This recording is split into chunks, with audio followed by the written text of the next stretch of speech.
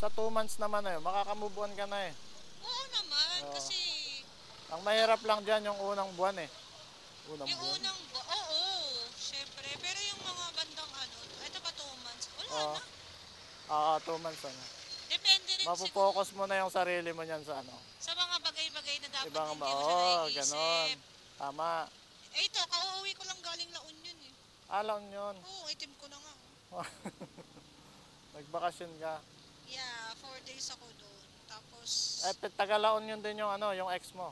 hindi, taga Malabon. Taga Malabon. Tapos ikaw dito sa San Andres. Hindi, Ah. ano namin yan. Ayan, friend namin yan. Ah, Friend namin. Yung lalaki, best friend niya. Yung babae, friend ko naman. oo. Wala, ano lang naman sila. Ano lang naman kami. Okay lang. Okay lang talaga yun, no? Oo. Wala namang kinalaman yung kaibigan namin sa amin. Oo.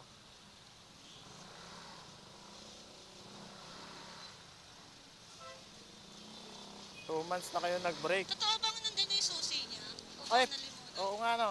Paps! Paps! Woo! Kulit Ayaw mo na yung ng susi na nandiyan sa tab box. Kaya, Paps! Uy!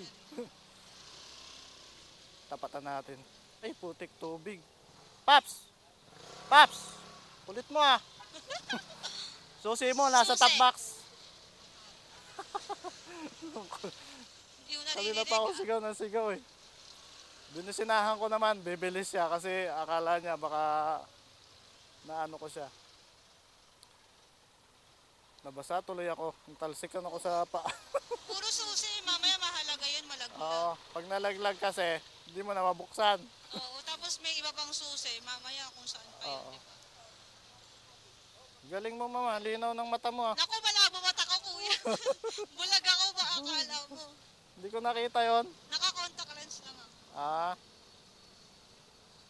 ang susi niya nasa likod ng top box. Nakalimutan yon, no? Akin hindi ko na sinususi pagka ganitong nasa ride eh. Kasi bukas sara din naman eh. Kung may bukas na iba, makikita mo rin naman, mararamdaman mo. Unless na buksan mo ulit yung puso mo sa iba, ganun. Eh, sana all. Last na yan. Ayun nga.